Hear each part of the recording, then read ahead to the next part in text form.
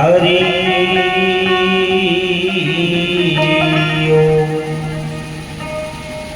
विनायकं महापुण्यं सर्वदेवनमस्कृतं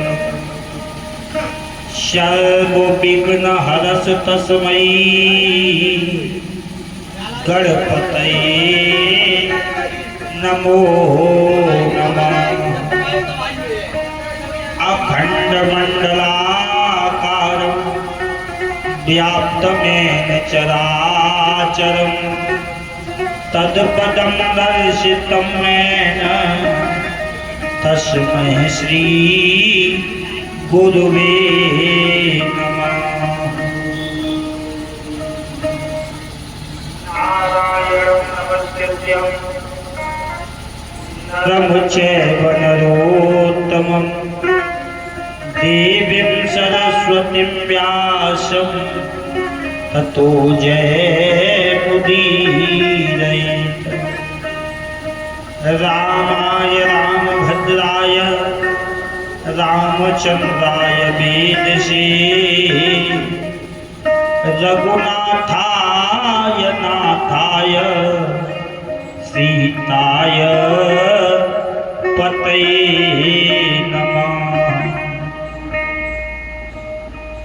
नागेन्द्रहाराय त्रिलोचनाय भस्मांगरागाय महेश्वराय नित्याय शुद्धाय दिगंबराय तस्मै नकाराय नमः शिवाय।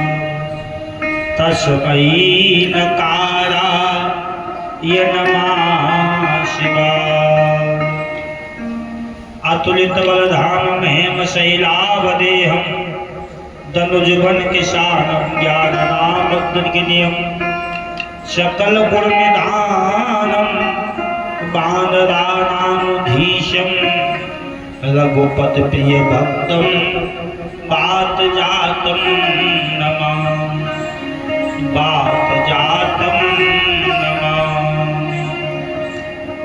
कथा शुरू अब होत है और आहो वीर हनुमान आही विराजो आसन पर और करहु सदा कल्याण। आए हो तो प्रेम से लो प्रभु का नाम सब भक्तन को इस दास की जय जय सीता जय जय सीता। बोल हनुमान जी महाराज की। आइए भाव के साथ में शब्दतम भगवान की पावन कथा में प्रवेश करने से पहले एक बार अपने मन रूपी ताल को भगवान के चरणों में लगाएं, भगवान से वंदना करें, भगवान से प्रार्थना करें और उसके बाद बड़ी पावन शिव महापुराण की कथा आपको श्रवण कराई जाएगी।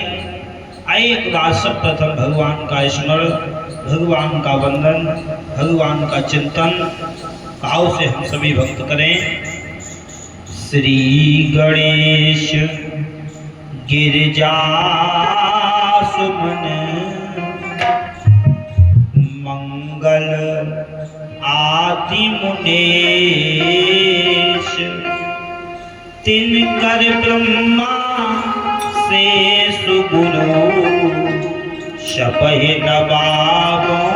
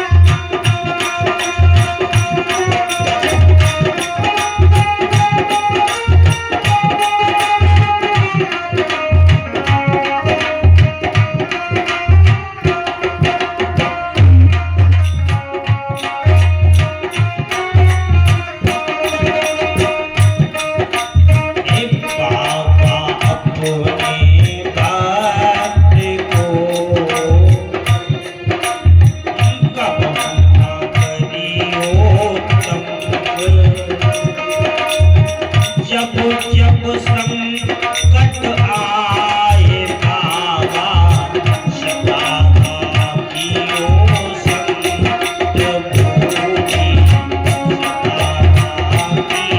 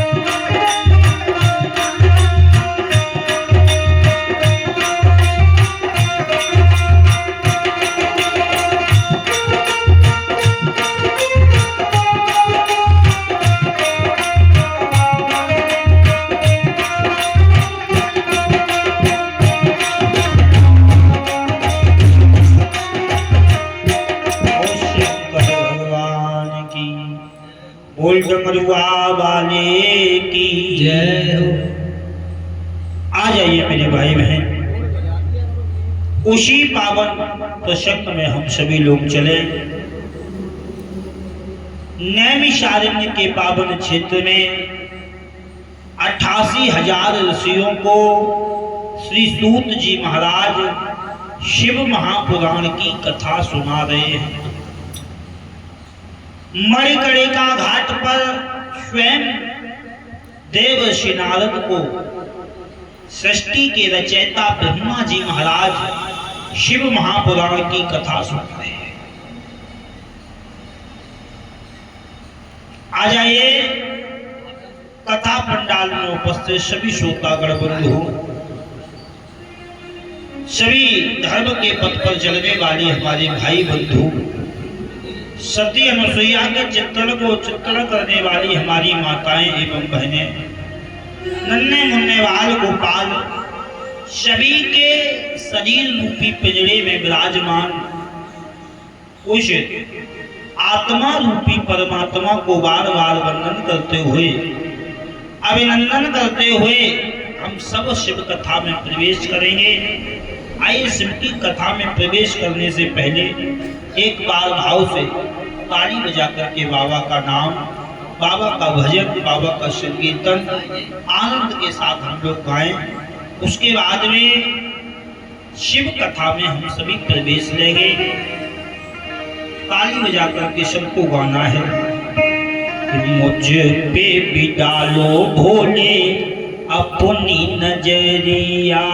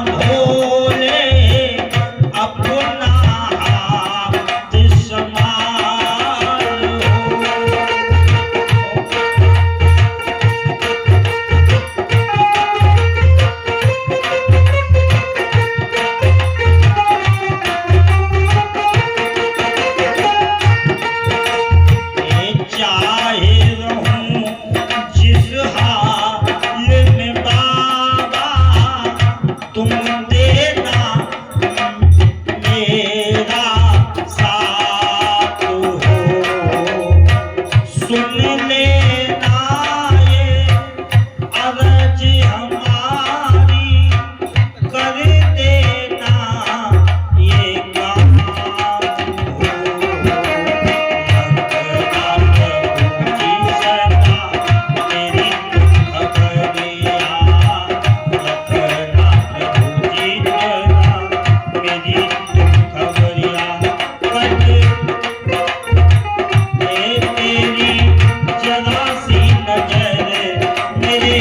जीवन का सफर कट जाएगा, जाएगा। मुझे भी डालो बाबा अपनी नजरिया।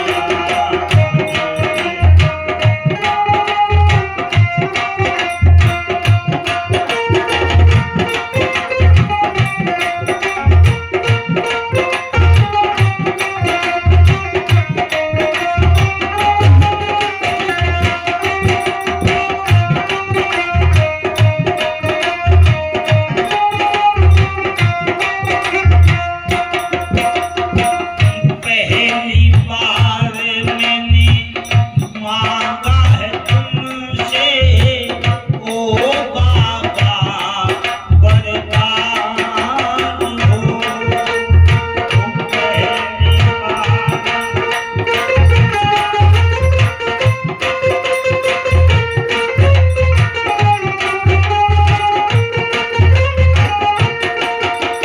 ओ अपनी पूजा और भक्ति का देना मुझको ज्ञान हो।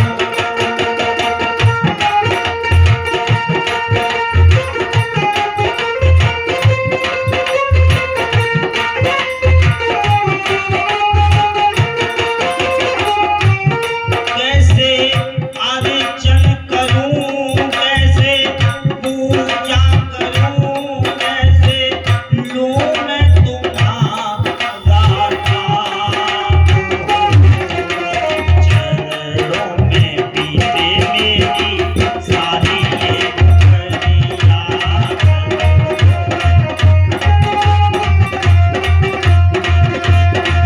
तेरी जरा सी नजर कट जाएगा सफर, तेरी जरा सी नजर कट जाएगा सफर, कट जाएगा,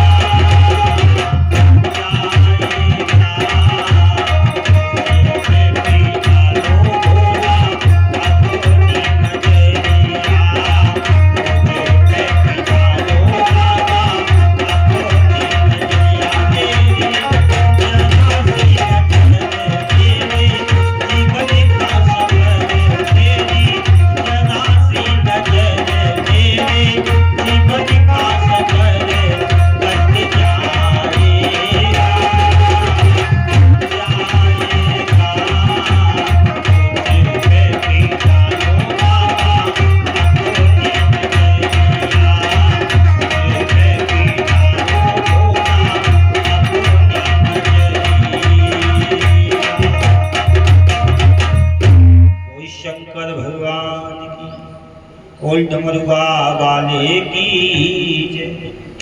आ जाइए मेरे भाई बहन, उसी प्रसंग में हम सभी भक्त चले। कल की पावन कथा में मैंने आपको श्रवण कराया था किस प्रकार से गणेश भगवान का प्रकटीकरण हुआ।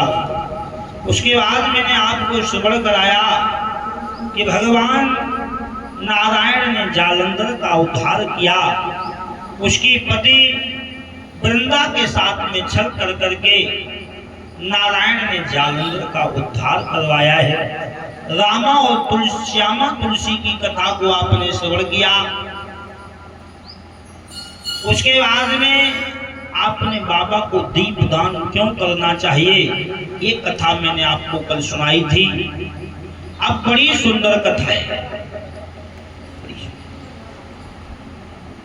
शिव महापुराण में बाबा के 12 ज्योतिर्लिंगों की कथा दी गई है, बड़ी सुंदर। कितने ज्योतिर्लिंग है बाबा के? 12 ज्योतिर्लिंग। अच्छा एक बात है, अच्छा बाबा के ज्योतिर्लिंग तो 12 हैं, मगर हम 12 संख्या को गलत मानते हैं। लोग कहते नहीं 12 ठीक नहीं होते हैं, मगर बाबा को यहाँ स्वयं 12 ज्योतिर्लिंग में स्थापित है। भागवत जी में 12 स्कंद भी हैं, 12 स्कंद हैं। कितने? 12 स्कंद।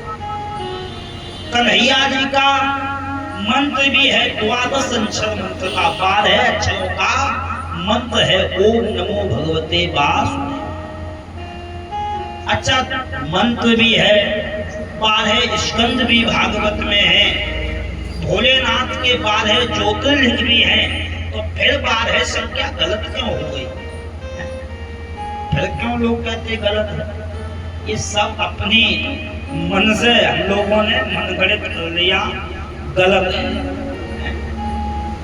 कुछ भी देखो, जब तक परमात्मा नहीं चाहेगा तब तक तुम्हारे साथ कुछ भी घटित नहीं होना। भगवान कि जब तक तुम पर नजरिया है तुम्हारा कुछ भी बिगड़ने वाला,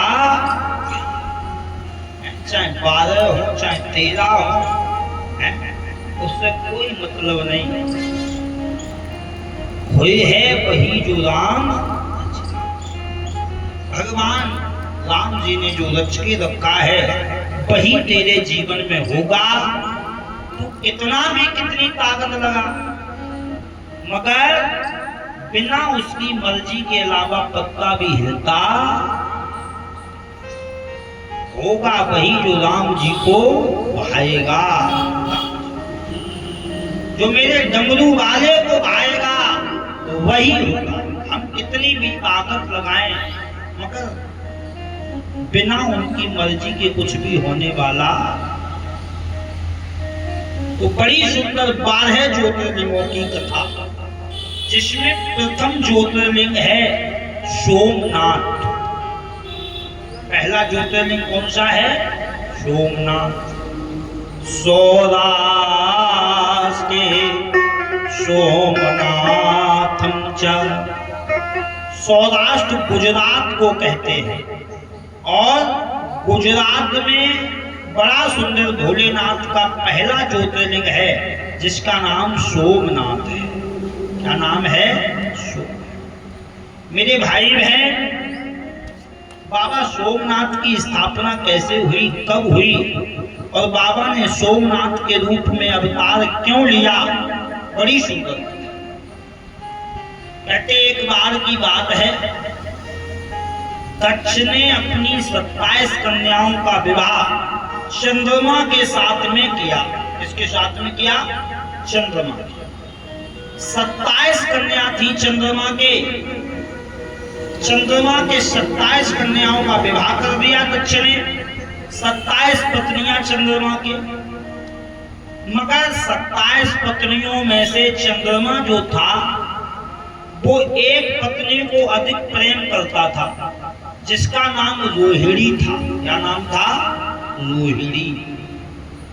रोहिणी को वो अधिक प्रेम करता था, और बाकी जो 26 पत्नियां थी उन्हें वो प्रेम करता। बाकी जो 26 और पत्नियां थी उन्हें प्रेम नहीं करता था, और बाकी एक पत्नी थी रोहिणी, उसे अलग ज्यादा प्रेम करता था। कब तक चलता मेरे भाई बहन? पत्नी 27 है, अगर एक को प्रेम ज्यादा करोगे तो 26 तो बाकी रूठी रूठी फिरेंगे, है ना? तो 26 ने आकर के अपने पिता दक्ष से शिकायत की। इससे शिकायत की? अपने पिता दक्ष से, और दक्ष से कहा आकर के कि पिताजी, आपके जो दामाद हैं वो रोहिणी को ज्यादा प्रेम करते हैं, और बाकी हम 26 हैं, हमें प्रेम नहीं करते हैं। हमसे बात भी नहीं करते, हमसे बोलते भी नहीं है।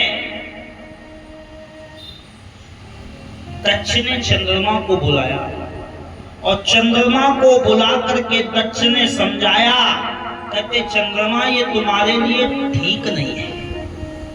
तुम्हारा धर्म है कि अगर तुम्हारे 27 पत्नियां हैं तो 27 पत्नियों को बराबर प्रेम करना बराबर।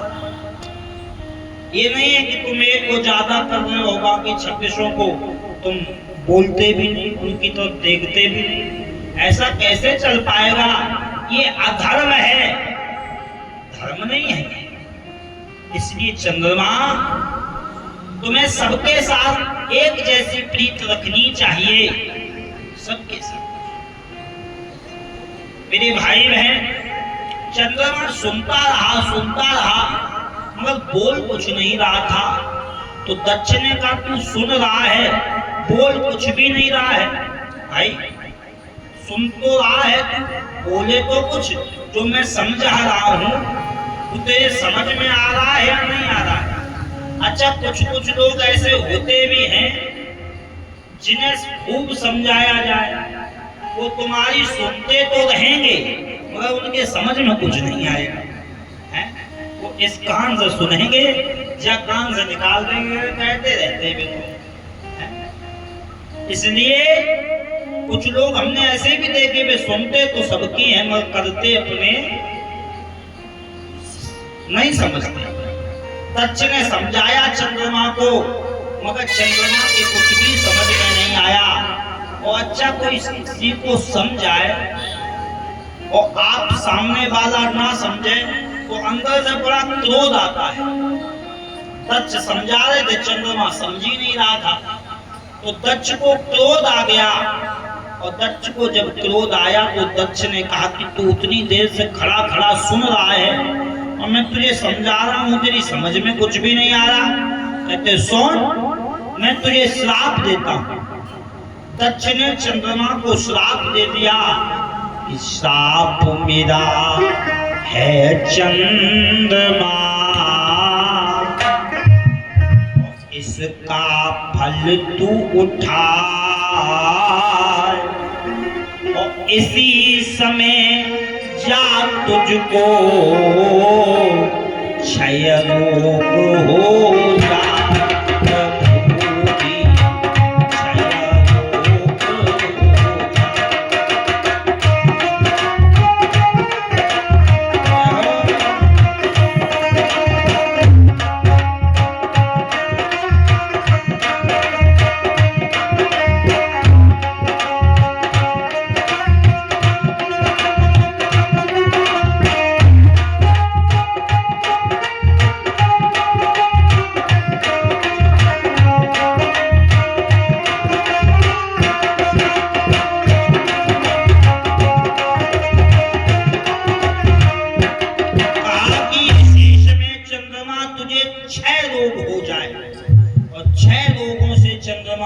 हो गया दक्ष के श्राप से 6 रोग। जब 6 रोग चंद्रमा को हुआ शरीर में, अब तो चंद्रमा बड़ा भयभीत, सब जगह गया मगर कहीं उसके रोग का उपाय नहीं मिला। अब जब रोग का उपाय नहीं मिला तो चंद्रमा ब्रह्मा जी के पास में गया। ब्रह्मा जी से पूछा कि मेरे इस रोग का कोई उपाय है या नहीं? ब्रह्मा ने कहा मेरे पास तो कोई उपाय नहीं है, मैं एक उपाय हम तुझे बता रहे हैं। कहते अपने इस रोग को ठीक करना है तो कहते चला जा और जाकर के एकांत में श्वेत मिट्टी लेकर के भोलेनाथ की शिवलिंग बनाना। श्वेत मिट्टी लेना सफेद कलर की, और उसे भोलेनाथ की शिवलिंग को बनाना और उस पे गंगा जल चढ़ा करके, बेल पत्र चढ़ा करके, बैठ करके चंद्रमा तू बाबा का स्मरण करना, ओम नमः शिवाय जपना। और तेरी तपस्या से जब भोलेनाथ प्रसन्न हो जाएंगे तो तेरा ये रोग भी ठीक उनके अलावा कोई भी ये रोग ठीक करने वाला। चंद्रमा को ब्रह्मा ने उपाय बताया और चंद्रमा उसी समय ब्रह्मा की बात को सुनकर के सौराष्ट्र गुजरात के दरमियान आया है। गुजरात में आकर के उसने एक श्वेत मिट्टी की शिवलिंग बनाई है और शिवलिंग बना करके शिवलिंग पर गंगा जल चढ़ाया है और गंगा जल चढ़ा करके बेल पत्र चढ़ाए हैं और बेल पत्र चढ़ा करके मेरे भाई बहन आज चंद्रमा ने नेत्र बंद करके बाबा का स्मरण किया है, बाबा का याद किया है, बाबा का नाम जपा है। हरि ओम नमः शिवाय, ओ हरि ओम नमः शिवाय।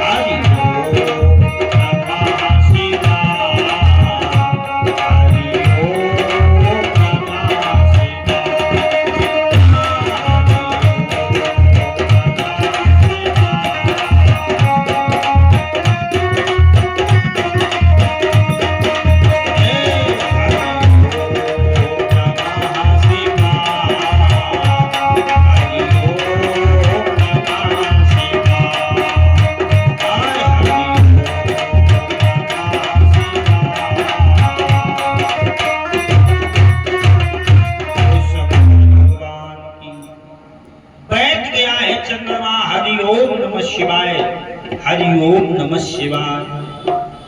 जब चंद्रमा ने बाबा की तपस्या की है तो मेरे बाबा चंद्रमा की तपस्या पे प्रसन्न हो गए। सह न सके दुख भक्त का और ऐसे दया निदान, और चंद्रमा के सामने प्रगटे शिव शंकर भगवान। चंद्रमा के सामने भोले बाबा प्रकट हो गए हैं और जैसे ही बाबा प्रकट हुए चंद्रमा बैठा था। बाबा ने कहा चंद्रमा हम तेरी तपस्या से प्रसन्न हैं, वरदान मांग ले, क्या चाहिए चंद्रमा? तू जो मांगेगा हम तुझे वही देंगे, मांग क्या चाहिए। आज मेरे भाई बहन चंद्रमा से जब कहा तो चंद्रमा ने नेत्र खोले हैं। चंद्रमा ने कहा कि हे बाबा अगर आप मेरी तपस्या से प्रसन्न हैं तो हमें और कुछ भी नहीं चाहिए, बस इतना कर दो बाबा, और नहीं कुछ चाहिए, और बस इतना पर देव, और नहीं कुछ चाहिए, बस इतना कर दे। और देना चाहते हो अगर तो ये 6 रोग ठीक कर दे। कहते देना चाहते हो बाबा तो मेरे शरीर का ये रोग ठीक हो जाए। जैसे ही चंद्रमा ने इतना कहा तो बाबा को कितनी देर लगती है। बाबा ने अपनी कृपा की नजर चंद्रमा के ऊपर डाली और कृपा की नजर डालते ही चंद्रमा का 6 रोग ठीक हो गया। जैसे ही रोग ठीक हुआ चंद्रमा बड़ा प्रसन्न हो गया। अब तो बाबा ठीक करके जाने लगे चंद्रमा को। तो चंद्रमा ने कहा कि बाबा आप कहाँ जा रहे हैं? आप चले जाएंगे तो फिर सबके रोगों को कौन ठीक करेगा? इसलिए हे भोलेनाथ मैंने जो ये शिवलिंग बनाई है आप इसी में विराजमान हो जाएं और जैसे मेरा संकट दूर किया है वैसे ही सबके संकटों को दूर करें। और चंद्रमा के कहने पर मेरे भोलेनाथ उसी श्वेत मिट्टी की शिवलिंग में विराजमान हो गए, समाहित हो गए हैं और उसी शिवलिंग का नाम सोमनाथ पड़ा है। और सोमनाथ भगवान की सोमेश्वर महाराज नाम पड़ा सोम। गुजरात में बड़े सुंदर बाबा स्थित हैं सोमनाथ जी महाराज। और मैंने तो जहां तक देखा है कि ऐसी शिवलिंग 2 ही जगह पाई गई है अभी तक। एक तो गुजरात में श्वेत मिट्टी की शिवलिंग, श्वेत सफेद है, गुजरात में बाबा सोमनाथ के नाम से स्थापित है। और दूसरा आप कहीं ना जाओ, थोड़े दूर चले जाओ, हमारे एक कस्बा भोगांव, नगर भोगांव में यहाँ भी एक सोमेश्वर नाथ महादेव है, बड़ा सुंदर मंदिर है उनका। आप वहां जाओ तो बिल्कुल जैसी सोमनाथ की शिवलिंग है वैसी वहां भी बड़ी प्राचीन शिवलिंग है, आज की नहीं बहुत पुरानी है सोमनाथ भगवान की। और वहां भी बाबा सोमेश्वर नाथ महादेव से विख्यात है नगर भोगांव में अपने। आप जाके कभी दर्शन करके आओ, वहां का भी बड़ा सुंदर नजारा है। आज सोमनाथ भगवान की कथा सोमकादिक ऋषियों को सुनाई है। उसके बाद में कहा कि अब प्रथम ज्योतिर्लिंग की कथा हमने तुम्हें सुनाई सोमनाथ भगवान की। कहते अब दूसरा ज्योतिर्लिंग है जिसका नाम मल्लिकार्जुन है। क्या नाम है? मल्लिकार्जुन। कहते भगवान का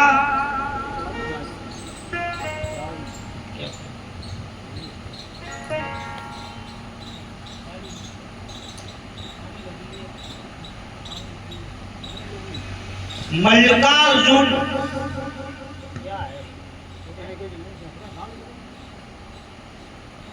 वो शंकर भगवान की, बोल डमरुआ वाले की जय।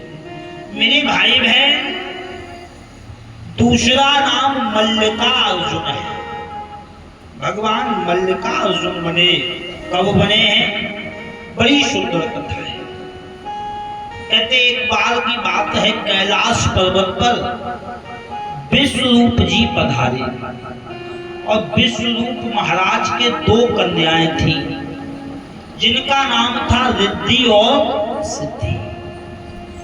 अच्छा, छोटे से ही वो दोनों कन्याएं जो थी, छोटे से ही वो एक ही साथ रहते थे, एक साथ रहती थी, एक साथ खाती थी, एक साथ सोती थी। वो तनिक देर के लिए भी अलग नहीं होती। अब वो बड़ी हुई जब, तो उन दोनों ने संकल्प किया कि हम विवाह भी करेंगे तो एक ही जगह करेंगे, एक ही लड़के के साथ में विवाह करेंगे, एक ही। अब ऐसा लड़का कहाँ मिले जो एक ही के साथ विवाह हो जाए? तो किसी ने बताया कि तुम कैलाश पर्वत पर चले जाओ, शंकर भगवान के 2 लड़के हैं और वहां जाकर के तुम्हें जौन सा पसंद आए उनके साथ में विवाह। तो विश्वरूप जी कैलाश पर्वत पर पधारे बाबा बैठे थे, आकर के वंदन किया। बाबा ने बैठाला, पूछा कि कैसे आना हुआ, तो विश्वरूप ने कहा कि हम अपनी बेटियों का विवाह लेकर के आए हैं, मगर वो दोनों का संकल्प है वो विवाह करेंगी तो एक के ही साथ में करें। बाबा ने कहा कोई दिक्कत नहीं है। कहते हमारे बड़े पुत्र का विवाह पहले होगा तो हम कार्तिकेय का विवाह कर देते हैं, कार्तिकेय का विवाह कर लेंगे। विष्णु ने कहा ठीक है। तो आज मेरे भाई बहन कार्तिकेय के विवाह की बात तय हो गई। विष्णुरूप जी तो चले गए, मगर पार्वती बाबा के पास में आई है।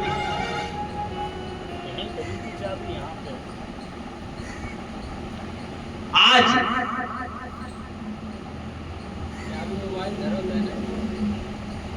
कार्तिकेय की बात विवाह की तय हुई, विश्वरूप जी चले गए हैं।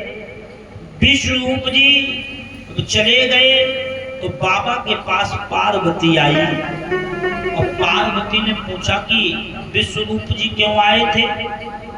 पार्वती ने पूछा क्यों आए थे, तो बाबा ने कहा वो इसलिए आए थे कि उनकी दो कन्याएं, वो उनका विवाह लेकर के आए थे, वो दोनों कन्याएं एक ही के साथ में ब्याह करेंगे। तो हमने कहा ठीक है, हमने कार्तिकेय का विवाह तय। पार्वती ने कहा ये बात नहीं अच्छी बाबा। कहते क्यों? कहते ये बात इसलिए नहीं अच्छी है, कहते पहले तो आपने मेरे गणेश का शीश काट लिया, गणेश का शीश काट लिया है आपने मेरे, और उसे कुरूप कर दिया। और अब आप कह रहे हो कि विवाह कार्तिकेय का पहले करेंगे, हैं? आप कह रहे विवाह कार्तिकेय का पहले, तो ऐसा कैसे हो सकता है? विवाह तो पहले मेरे गणेश का होगा, पहले गणेश का विवाह किया था, उसके बाद में कार्तिक। भोलेनाथ ने कहा देखो, उसके बाद अरे बंद करो चाबी, अभी क्या करना है, डिस्टर्ब करके तुम सब हमें। ओ शंकर भगवान की, उल डमरुआ वाले की जय। आ जाइए। कहते पहले तो कार्तिकेय का ही विवाह होगा, क्योंकि कार्तिकेय बड़े हैं और गणेश छोटे हैं। कथा कहती है कि पहले बड़े पुत्र का विवाह, उसके बाद छोटे पुत्र का विवाह, है ना? सही बात है ना? पहले बड़े पुत्र का विवाह, उसके बाद छोटे पुत्र का विवाह। आज पार्वती ने कहा देखो ऐसा नहीं हो पाएगा, ऐसा नहीं। हमारे गणेश को आपने कुरूप किया है, आपने उसका शीश काटा, तो पहले विवाह तो अब गणेश का ही होगा। और इतनी वार्ता हो रही थी, तब तक नारद जी का आगमन हुआ।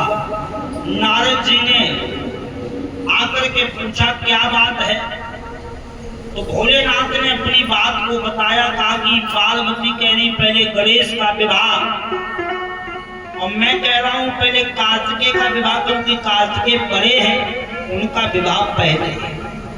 पार्वती ने कहा नहीं गुरुजी, मैं किसी की नहीं मानूंगी, विवाह होगा तो पहले गणेश का ही होगा। स्त्रियां हट, और स्त्री हट कर जाए तो फिर वो किसी की मानती। पार्वती ने कहा ऐसा नहीं हो पाएगा, विवाह तो गणेश का ही। अब बाबा भोलेनाथ ने कहा नारद तुम बताओ क्या करना चाहिए। पार्वती तो मान ही नहीं रही है, क्या करें? तो नारद ने कहा देखो भोलेनाथ, ये तो किसी की नहीं मानेगी, मगर अब हम बताएं वो तुम करो। कहते क्या? कहते ना पार्वती की बात रहेगी ना आपकी बात, और हम बता रहे उसे करो। कहते क्या? कहते जो इस सारे संसार का पहले परिक्रमा लगा के आए, तो मैं कहता हूँ उसी का ब्याह रचाया जाए प्रभु जी, ब्याह रचाया जाए।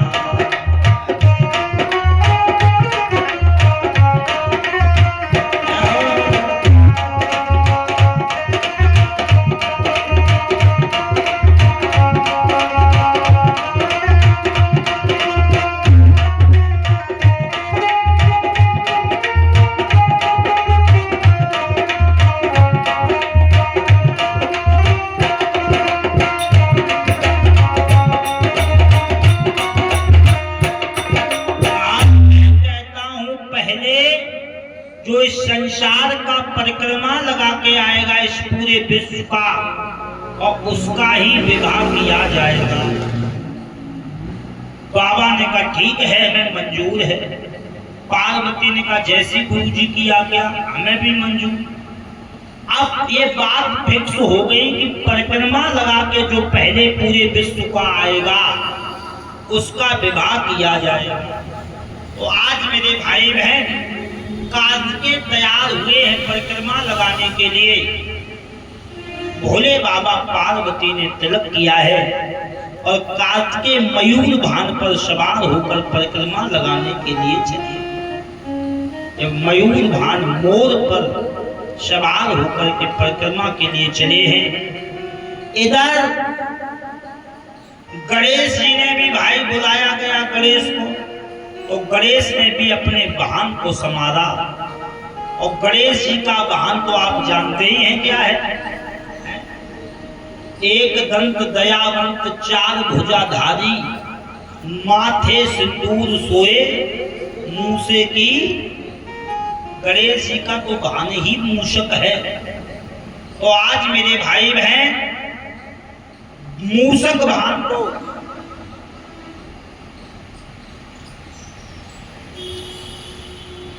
वो शंकर भगवान की, तो आज मूषक वाहन को तैयार किया गया। अब गणेश कहते हैं कि माँ तुमने ऐसा फैसला किया कि भैया का तो वाहन मोर है, मयूर, वो तो बहुत तेज चलता है, तो हमारा ये चूहा है ये तो बड़े मरे मरे चलता है, इसकी पेट्रोल कहाँ खत्म हो जाए कोई पता नहीं है, कोई पता ही नहीं इसकी पेट्रोल कहाँ पे खत्म हो जाए। और ऐसा फैसला आपने किया है, वैसे तो ब्याह मेरा हो भी जाता, मगर अब हमें जो लगता है ब्याह हो नहीं पाएगा।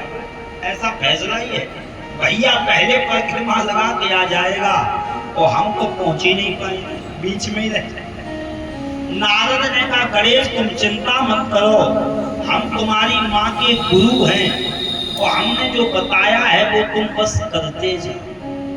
देखो कथा कहती है कि जीवन में अगर तुम्हारे कोई गुरु है और गुरु आपको जो बताए, आप गुरु के बताए हुए वचन पे चलते रहो और तुम्हारा कल्याण हो जाए। और देखो कथा ये भी कहती है कि गुरु जीवन में जरूर बनाना, गुरु जरूर बनाओ, कोई ना कोई गुरु होना चाहिए। अगर आपका गुरु नहीं है तो आप कोई पूजा पाठ, कोई भी धर्म, कोई भी सत्संग, कोई भी दान आप करते हैं तो वो लगेगा नहीं, वो लगता ही नहीं है। आप कुछ भी दान करो वो लगता नहीं है। इसलिए जब गुरु होगा तो वो दान जरूर लगेगा, गुरु होगा तो दान लगेगा। बिना गुरु के आदमी निगुरा होता है, आपने समझा?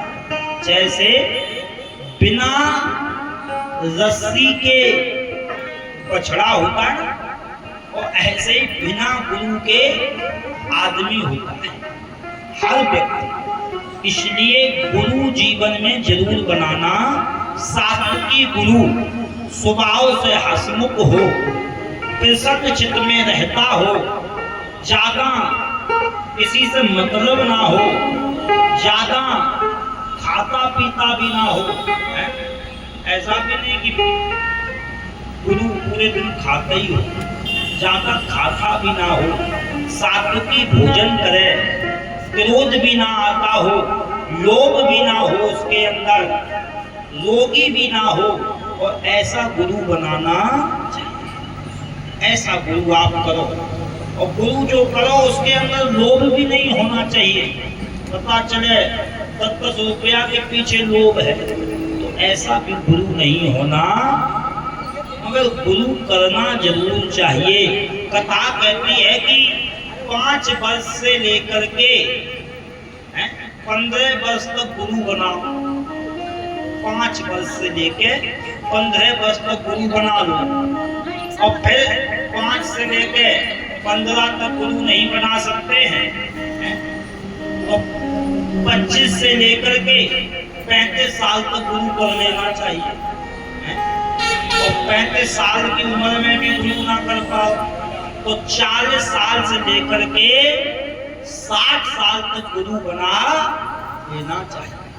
और फिर भी ना बना पाओ तो 60 साल से लेकर 90 साल तक गुरु बना ही ले, और ना बना पाओ फिर भी, तो जब तक मरो तब तक एक ना गुरु को जरूर बना, किसी ना किसी को गुरु कर लेना।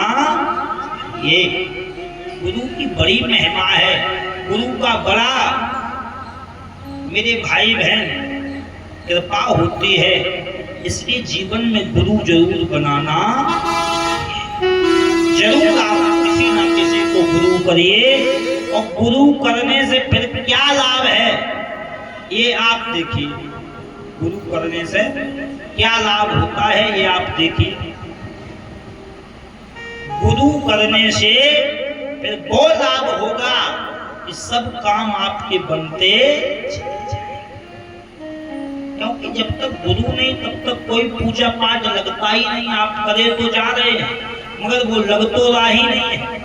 आप दान दे रहे हैं मगर वो लग रहा ही नहीं है।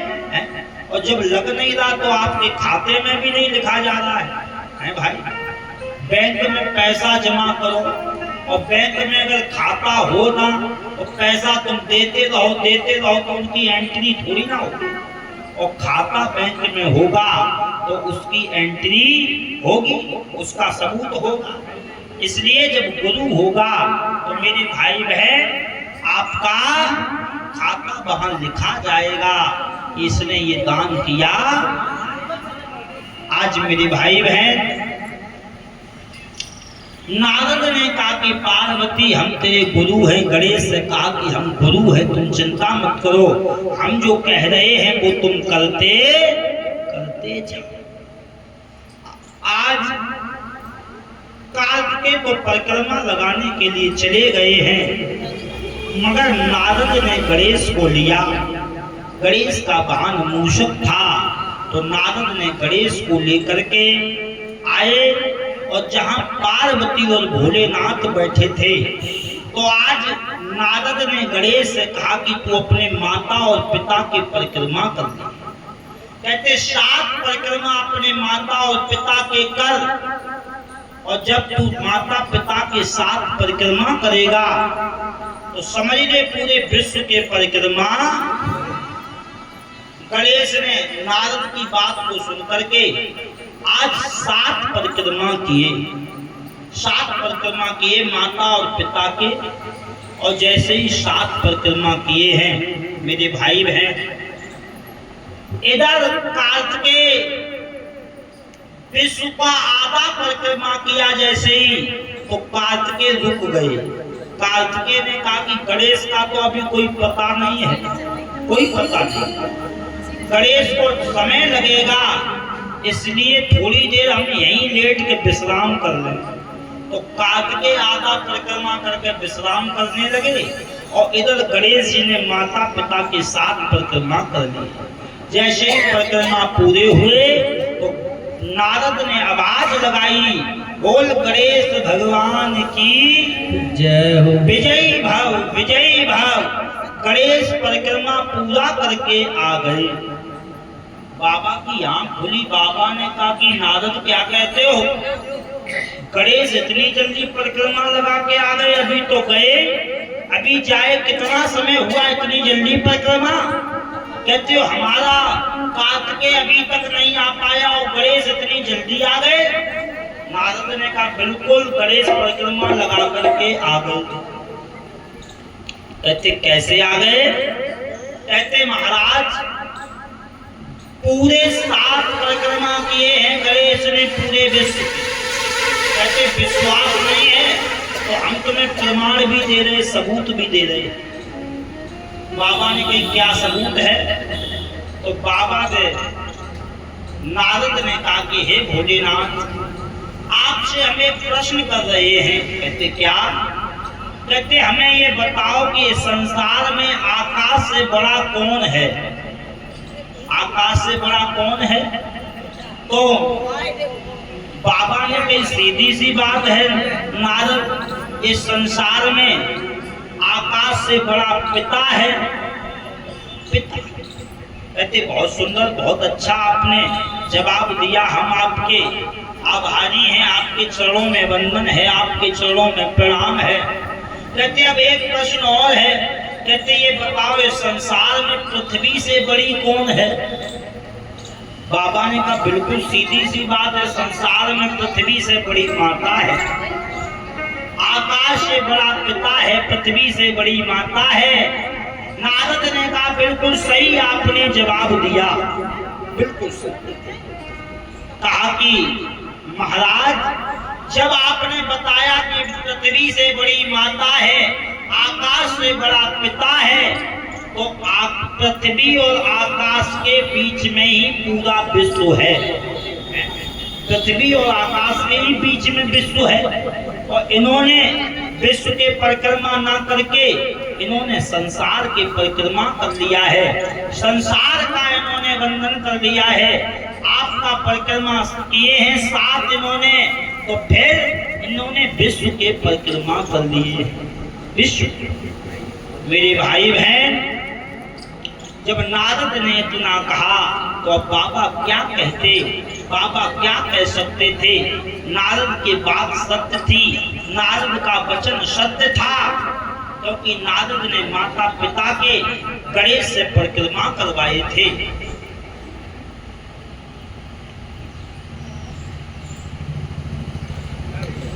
वो शंकर भगवान की, बोल डमरुआ वाले की।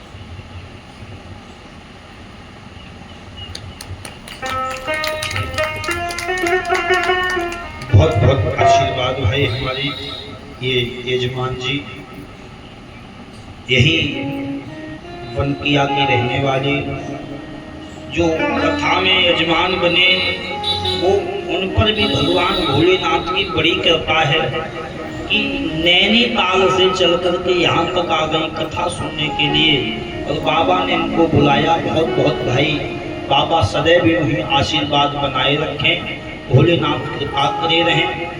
वो शंकर भगवान की, बोल डमरुआ वाले की। आ जाइए। सूत जी कहते हैं सोनकाद ऋषियों, नारद ने कहा कि बाबा जब गणेश ने माता पिता के परिक्रमा लगा लिए, तो जब पिता आकाश से बड़ा है, पृथ्वी से बड़ी माता है, तो आकाश और पृथ्वी के बीच में ही पूरा संसार है, और फिर गणेश के परिक्रमा पूरे हुए। अब बाबा क्या कह सकते? बाबा तो फंस गए अपनी बात में। और सत्यता मेरे भाई बहन यही है, यही सत्य है कि चारों धाम माता और पिता के चरणों में बताए। चार चरण हो गए ना, 2 माँ के, 2 पिता के, कितने चरण हो गए? 4। तो चारों धाम माता पिता के ही चरणों में है।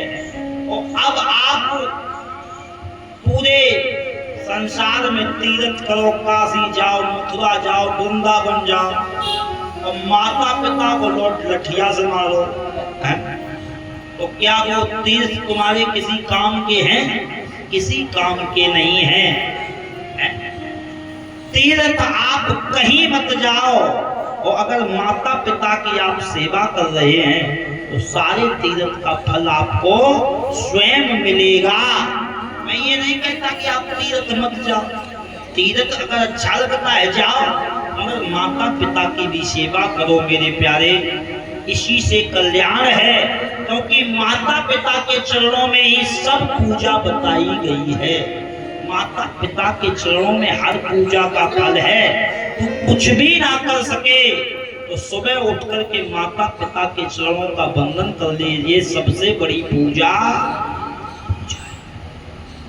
राम जी बस कुछ भी नहीं करते थे, मेरे राम बस इतना ही करते थे कि प्रातः काल उठे कहीं रघुनाथ,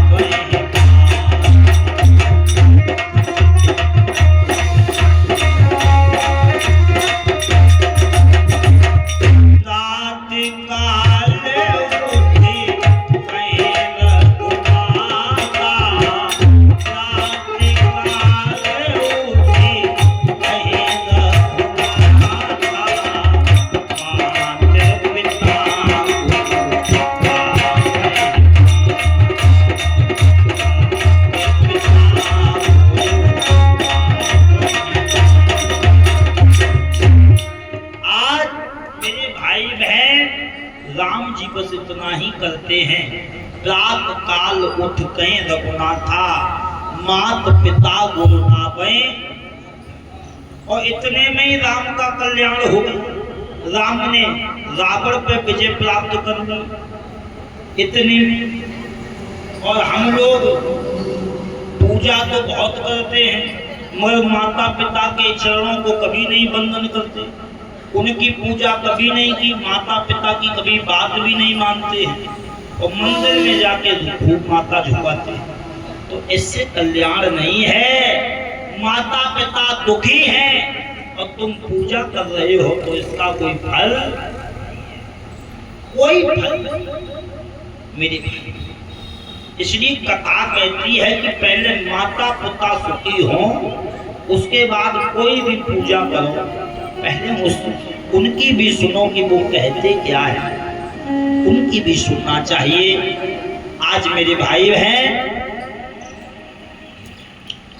गणेश ने पार्वती और भोलेनाथ के साथ परिक्रमा किए हैं। नारद ने कहा परिक्रमा पूरे हो गए, बाबा फंस गए थे बातों में, क्या करते। नारद ने कहा कि अब तो पहले गणेश का विवाह करना। बाबा भी चाह करके भी मना नहीं कर पाए। आज गणेश का विवाह की तैयारी हुई है, विश्व रूप सी रिद्धि और सिद्धि को लेकर के आए हैं, और गणेश तैयार हुए हैं ब्याह के लिए। अपनी माँ से कहा कि माँ आज मुझे सुंदर सजा दे, और ऐसा सजा दे मेरी माँ कि मात मोए दूल्हा बन पाए दे, मात मोए दूल्हा बन पाए, और दुल्हन गोरी सी मंगवा।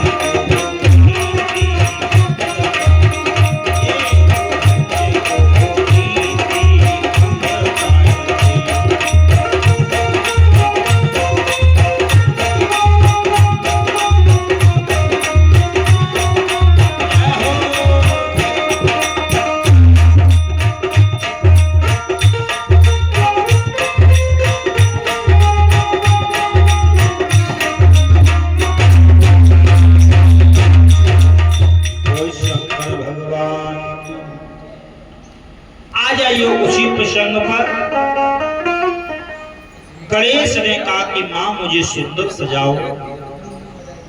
आज गणेश को सुंदर सजाया गया है। रिद्धि और सिद्धि के साथ में गणेश का विधिवत विवाह हुआ है। और जब विवाह हुआ तो बड़ा आनंद मनाया गया है कैलाश पर्वत पर। आज रिद्धि और सिद्धि का विवाह हो गया, मगर कार्तिकेय अभी तक लौट करके नहीं आए। कार्तिकेय वहीं लेटे हैं, विचार करते हैं कि अभी तो गणेश बहुत पीछे हो गए, अभी तो गणेश का कोई पता ही नहीं। मगर बताए कौन कि गणेश का विवाह भी हो गया। धीरे धीरे कार्तिकेय उठे हैं, उठ करके पूरे विश्व का परिक्रमा कंप्लीट किया, पूरे विश्व का परिक्रमा लगाया। कहा कि अब तो परिक्रमा पूरा हो गया, गणेश का कोई पता नहीं है, चलो अब चलते हैं और चल करके सामान खरीदेंगे, विवाह करेंगे। हैं? तो कार्तिकेय चले और इधर धीरे धीरे तब तक 1 साल बीत गई। कितनी बीत गई है? 1 साल, 1 वर्ष बीत गया। और जब 1 वर्ष बीता है तो रिद्धि और सिद्धि के एक बालक और हो गया। 1 साल बीती तो दोनों में एक लड़का और हो गया। नाम रख दिया ब्राह्मणों ने शुभ और लाभ। शुभ और लाभ नाम दोनों का रखा। अब कार्तिकेय का अभी कोई पता नहीं है। कार्तिकेय उधर से चल के आए, रास्ते में बहुत सी सामग्री खरीदी है, सूट खरीदा है, पटका खरीदा है, सहरा खरीदा है, शेरवानी खरीदी है कि आज हमारा विवाह होगा, क्योंकि हम पूरा परिक्रमा लगा करके आए हैं, मेरा विवाह होगा। चले जा रहे हैं और मेरे भाई बहन जब चलकर के कार्तिकेय कैलाश पर आए हैं, कैलाश पर आकर के द्वार से आवाज लगाई है कि पिताजी हम परिक्रमा लगा करके आ गए। बाबा अंदर कैलाश पर थे। बाबा ने जैसे ही कार्तिकेय की आवाज को सुना है तो बाबा ने कहा, पार्वती अब क्या करेगी? अब कैसे हम कार्तिकेय को मुंह दिखाएं जा करके? जो बात थी उससे भी मैं मुकर गया। परिक्रमा तो कार्तिकेय ही लगा करके आए हैं, मगर गणेश का तो यहाँ विवाह हो गया। अब कैसे मैं जाऊं, कैसे जाऊं? ऐसा कर पार्वती, तू माँ है, तू चली जा और तू जाकर के समझा के आ। पार्वती ने कहा, माँ मैं भी नहीं जाऊंगी, क्योंकि मैं तो माँ हूँ और माँ अपने पुत्र को कभी दुखी देख नहीं सकती है। पार्वती ने कहा कि बाबा आपको तो पता होना चाहिए कि माँ और बेटे का इस जग में बड़ा ही निर्मल नाता। और पूत कपूत सुने बहु तेरे, माना सुनी कुमाता। सबकी बिगड़ी बनाने वाली, अमृत बरसाने वाली, दुखियों के टुकड़े सब मारती ओ मैया, हम सब उतारे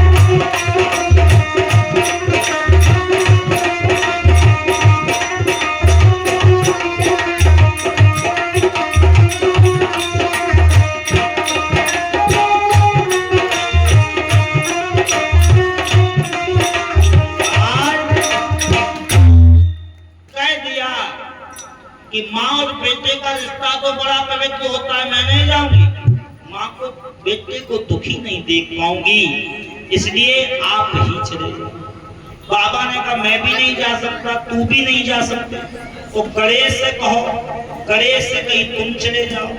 गणेश ने कहा भैया हम भी नहीं जाएंगे, क्योंकि बड़ा भैया है और बड़े भैया की कोई पता नहीं कब गुस्सा आ जाए। इतना मना कर दिया गणेश ने। कहते रिद्धि सिद्धि, कहते जे तो नई नई है तो बहू को जेठ के सामने जाना भी नहीं चाहिए। कहते नहीं। कहते फिर कौन जाए? तो आज बाबा ने कहा कि इन दोनों शुभ और लाभ को भेजो, शुभ और लाभ को भेजो, ये जाएंगे। रिद्धि सिद्धि ने माथे पे चंदन लगाया है, सुंदर कपड़े पहनाए हैं, छोटे छोटे पुत्र हैं। आज शुभ और लाभ चले और आकर के रिद्धि सिद्धि ने समझा के भेजा कि वो खड़े हैं, जाकर के उनके चरण छूना और चरण छू के फिर उनसे ताऊ जी कहना। क्या कहना? ताऊ जी। ठीक, छोटे छोटे बच्चे थे। अच्छा, माँ जैसा सिखाएगी वैसे ही बच्चे कहेंगे। आए दोनों और दोनों ने आकर के कार्तिकेय जी के चरण छुए और चरण छुए तो कार्तिकेय ने पूछा कि कौन हो? तो दोनों ने कहा ताऊ जी हम शुभ हैं और ये लाभ है। अच्छा, दोनों छोटे छोटे। तो दोनों को इतना अच्छा लगा कार्तिकेय को, नेक नेक से बच्चे बोल रहे हैं और बच्चे छोटे पे जब बोले तो कितना अच्छा लगता है, बड़े अच्छे लगते हैं। तो दोनों को कार्तिकेय ने गोद में उठा लिया और जब गोद में उठाया कहते तुम कौन हो? तुम्हारी माँ का नाम क्या है? कौन हो? तुम्हारी माँ का नाम क्या है? तो शुभ लाभ दोनों ने कहा कि माँ का ही नाम बताएं या पिताजी के भी बता दें।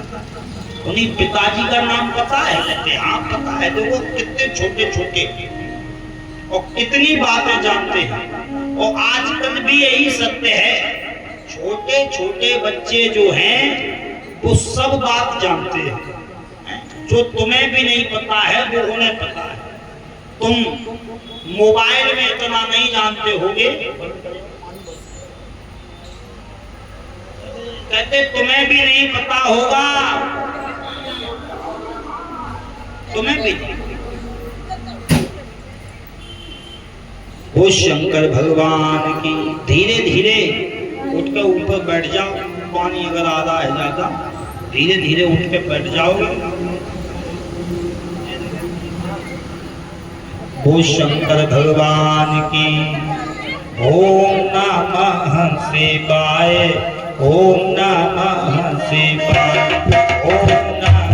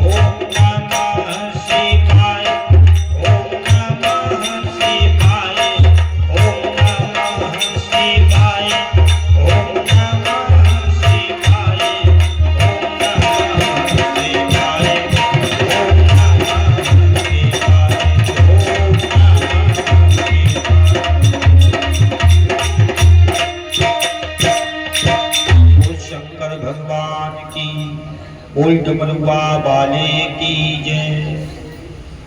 आ जाइए उसी प्रसंग पे। आप सभी लोग एक ही मैट पर हो जाओ तो बाकी की ये मैट घड़ी कर दी जाए, पानी भर रहा भीग जाएंगे सब। एक मैट पर आ जाओ, एक पे बाकी की जो मैट है घड़ी कर लो, पानी भीग जाएंगे ये सब। बोल शंकर भगवान की जय, बोल डमरुआ वाले की जय। आ जाइए मेरे भाई बहन उसी प्रसंग पर। कार्तिकेय ने कहा कि तुम्हें अपनी माता पिता का नाम पता है? तुझे पता है।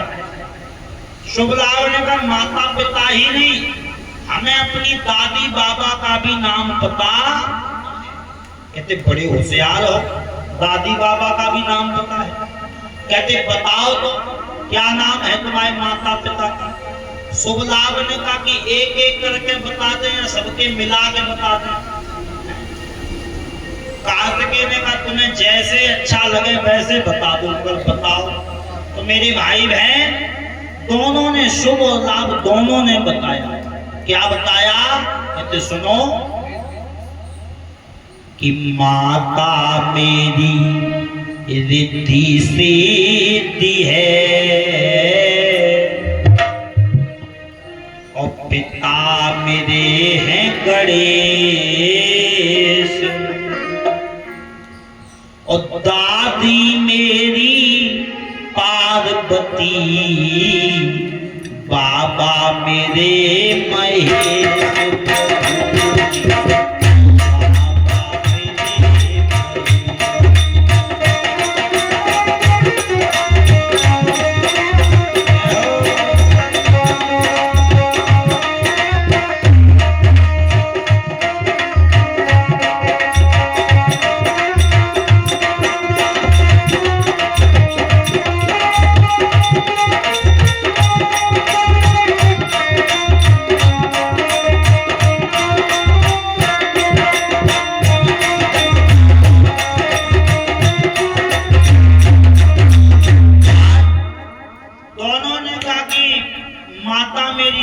सिद्धि है, पिता गणेश जी, दादी पार्वती माँ है और बाबा मेरे महेश हैं। और जैसे ही कार्तिकेय ने इतना सुना कि पिता गणेश माता रिद्धि सिद्धि है, आंखों में आंसू आ गए हैं कार्तिकेय के। और कार्तिकेय ने दोनों को नीचे उतार दिया और जो शेरवानी पटका लेकर के आए थे वो दोनों को दे दिया कि इससे तुम खेलना। और आज कार्तिकेय जिस पैर आए थे उसी पैर वापस लौटने लगे। जब भोलेनाथ ने देखा कि कार्तिकेय जा रहे हैं तो रोका कि बेटा कहाँ जा रहे हो, रुको रुको। मगर कार्तिकेय रुके नहीं है। आज कार्तिकेय ने कैलाश पर्वत को त्याग दिया है। आज वहां से चले और किरुंच पर्वत पर आ गए हैं और किरुंच पर्वत पर आकर के कार्तिकेय रहने लगे। बाबा पार्वती नृत्य बनाने गए मगर लौट के नहीं आए हैं। आज भी किरुंच पर्वत पर कार्तिकेय निवास करते हैं और हर अमावस्या को भोलेनाथ और पार्वती माँ कार्तिकेय को मनाने के लिए जाती हैं। मगर वो लौट करके आते, बाबा ने विचार किया कि क्या करें, कार्तिकेय का हमें दर्शन कैसे हो पाए, कैसे नित्य हम कार्तिकेय को देख पाए। तो आज पार्वती और भोलेनाथ ने वहीं किरुंच पर्वत पर अवतार लिया है एक, और एक शिवलिंग में बाबा विराजमान हो गए हैं जिसी का नाम मल्लिका अर्जुन पड़ा है। कोई मल्लिकार्जुन भगवान की जय। कार्तिकेय के सामने भोलेनाथ मल्लिकार्जुन बन गए हैं।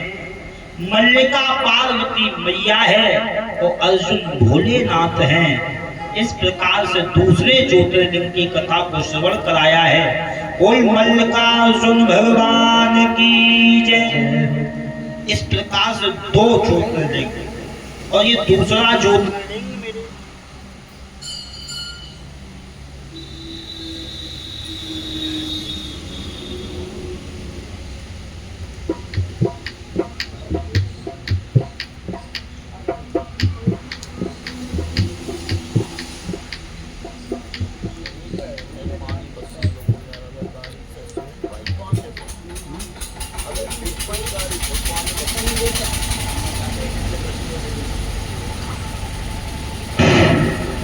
वो शंकर भगवान की। आ जाइए, दूसरा ज्योतिर्लिंग मल्लिका अर्जुन जो है वो आंध्र प्रदेश में कृष्णा नदी के किनारे स्थित है। बड़ा सुंदर ज्योतिर्लिंग है। जो भी दर्शन करता है बाबा उसके सारे संकटों को दूर करते हैं। वो शंकर भगवान की। उसके बाद तीसरा ज्योतिर्लिंग है महाकालेश्वर। कौन सा? महाकाल ज्योतिर्लिंग है जो कि उज्जैनीय नगरी में उज्जैन में स्थित है। और महाकाल महादेव की महाकालेश्वर के नाम से ये ज्योतिर्लिंग विख्यात हुआ है। आइए एक लाइन बाबा के संकीर्तन की ताली बजा करके सबको गानी है। उसके बाद तीसरे ज्योतिर्लिंग की कथा को हम लोग श्रवण करेंगे ताली बजा करके। ओ शंकर भगवान की, बोल डमरुआ वाले की जय। ताली बजा करके सबको गाना है। जीवन है तेरे हवाले डमरुआ वाले, जीवन है तेरे हवाले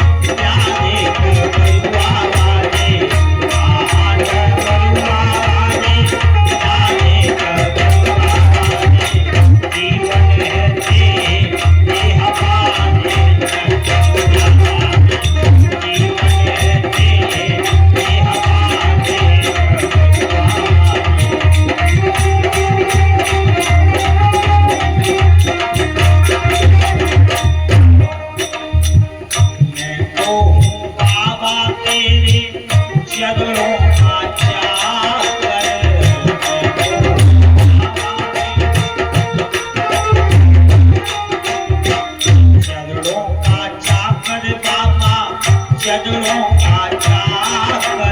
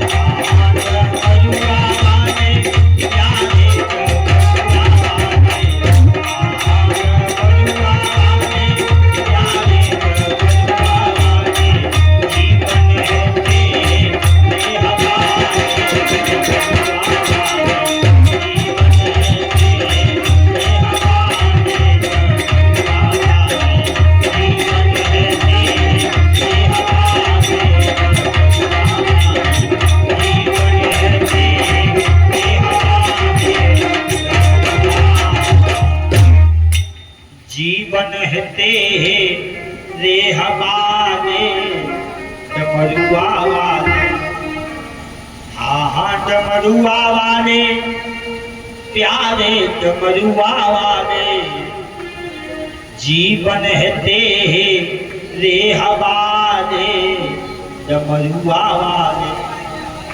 वो शंकर भगवान की जय हो। आ जाइए मेरे भाई बहन, उसी पावन प्रसंग में हम लोग चले। अभी आपने 32 ज्योतिर्लिंगों की कथा को श्रवण किया। अब बड़ा सुंदर तीसरा ज्योतिर्लिंग है, जिसका नाम महाकालेश्वर है। उज्जैनीय नगरी में इसका प्राकट्य हुआ। एक राजा थे जिनका नाम चंद्रसेन था। बड़े सुंदर राजा थे, जिनके राज्य में किसी चीज की कमी नहीं थी। बड़े शिव भक्त थे, बड़े शिव भक्त थे, सदैव शिव की भक्ति करते थे चंद्रसेन जी। तो भोलेनाथ ने उन्हें हर चीज दी थी, ऐसी कोई चीज नहीं जो उनके यहाँ नहीं थी।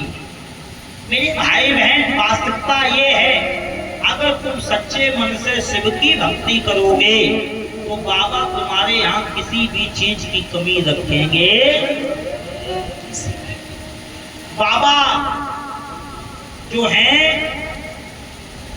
भंडारी हैं। मेरे भोलेनाथ को भंडारी कहा जाता है, भोले भंडारी। आज तक आप मुझे बताओ, आज तक कोई देवता से कहा गया है कि कृष्ण भंडारी, विष्णु भंडारी, कोई देवता हो, किसी से ऐसा नहीं कहा गया। मगर पहले भोलेनाथ ऐसे देवता हैं जिनको कहा जाता है भोले भंडारी। क्या कहा जाता? भोले भंडारी। ओ शंकर भगवान की जय हो। आप लोग ऊपर आ जाओ, इधर आ जाओ, तो ये मैट भी घड़ी कर रहे हैं, पानी में सब भीग जाएगी, इसलिए इसे भी घड़ा कर दो। इधर कुछ लोग पीछे आ जाओ, इधर बैठ जाओ, करके आ रहा जगह है पर्याप्त। वो शंकर भगवान की जय हो। इसे घड़ी कर दो भाई, इसे घड़ी कर दो। वो शंकर भगवान की जय हो। बोल डमरुआ वाले की जय। आ जाइए। सूत जी कहते हैं सोमनाथ ऋषियों, चंद्रसेन के राज्य में किसी की कमी नहीं थी। जहां पर चंद्रसेन जिस राज्य पर चढ़ाई करते थे वहीं उनकी विजय हो जाती थी। कहीं से हार भी नहीं थी, कहीं से जीत भी नहीं थी, सब जगह कहीं चंद्रसेन हारते नहीं थे। ऐसा यश चंद्रसेन का फैला कि कहीं भी चंद्रसेन का यश कमजोर नहीं था, हर जगह ऐसा यश था चंद्रसेन का था। तो कथा कहती है कि जब तुम्हारा यश फैलता है तो दुनिया तुमसे जलने लगेगी। जब तुम्हारा यश फैलेगा तो संसार में तुमसे सब जलने। और यही हुआ कि चंद्रसेन का जब यश फैला तो चंद्रसेन महाराज से सब जलने लगे। कोई भी चंद्रसेन से बात नहीं करता।